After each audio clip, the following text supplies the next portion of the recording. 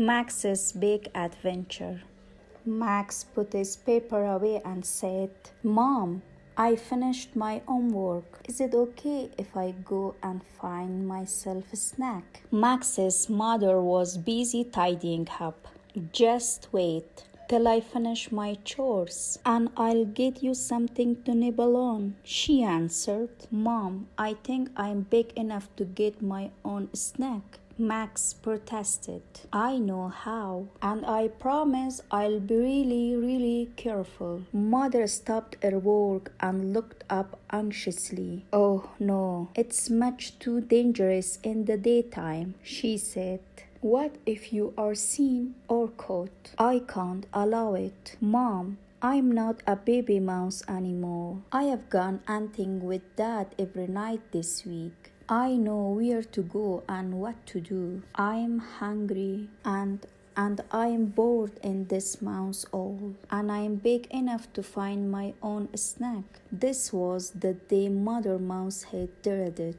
Deep inside, she knew it was time to let her son leave the safety of the mouse hole by himself. But first she had to warn him about the many dangers outside. Watch out for the cat. Watch out for the dog. Listen for people's footsteps.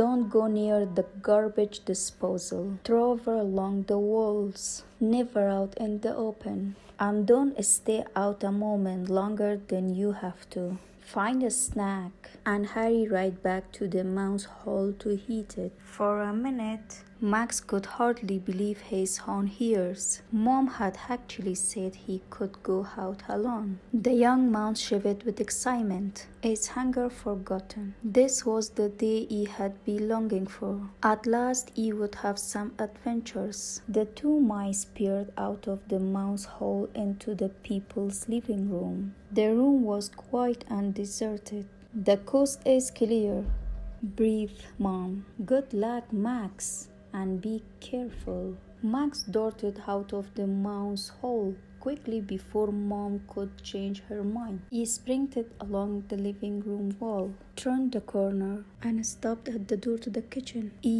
used his eyes, his ears, and his nose to check for people and pets, just as Father had taught him. All was quiet, so Max scampered along the wall toward the table. If he was lucky, no one had swept the floor after lunch, and a good snack would be easy to find. The people must have had cookies for lunch. There were crumbs everywhere, and Max remembered his anger. Greedily he started to eat, forgetting Mom's instruction to hurry home.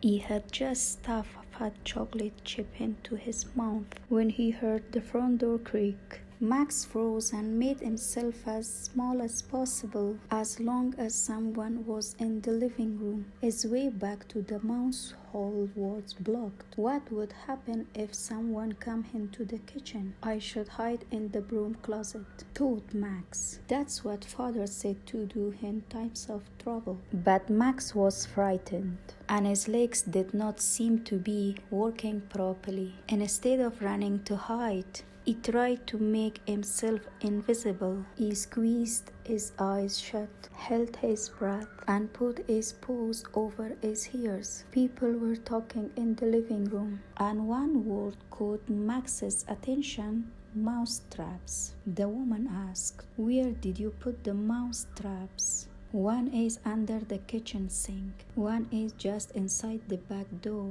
and one is in the broom closet," the man replied.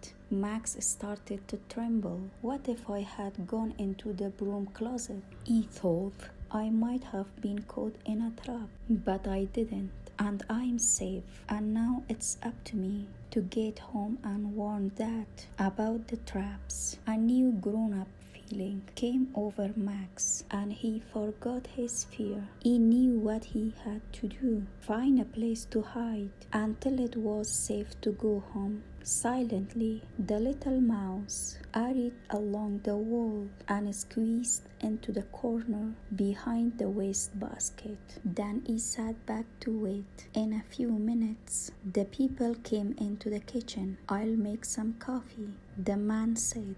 Max hardly dared to breathe.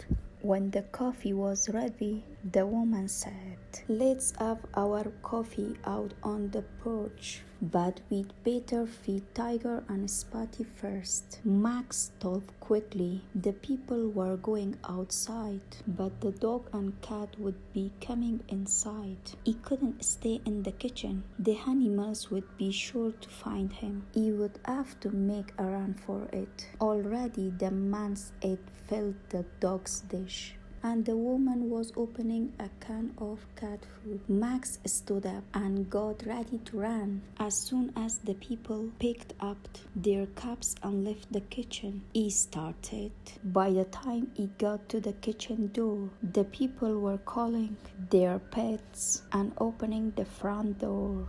As Max sped along the living room wall, the cat and dog ran into the house. They headed for the kitchen. Just as Max was heading away from it, he stayed near the wall, hoping the animals were too hungry to notice him. The dog raced around the corner and into the kitchen, but the cat spotted Max and changed direction. She strayed across the living room toward Max. He ran as fast as he could and made it to the mouse hole. With no time to spare, he dived into the hole and lay flat on the floor to catch his breath. His heart was beating like mad, but he was safe. When he had recovered, Max asked mother and father. Then he told them both about the mouse traps and where they were. For a long time after that, Max was not very interested in having any more adventures.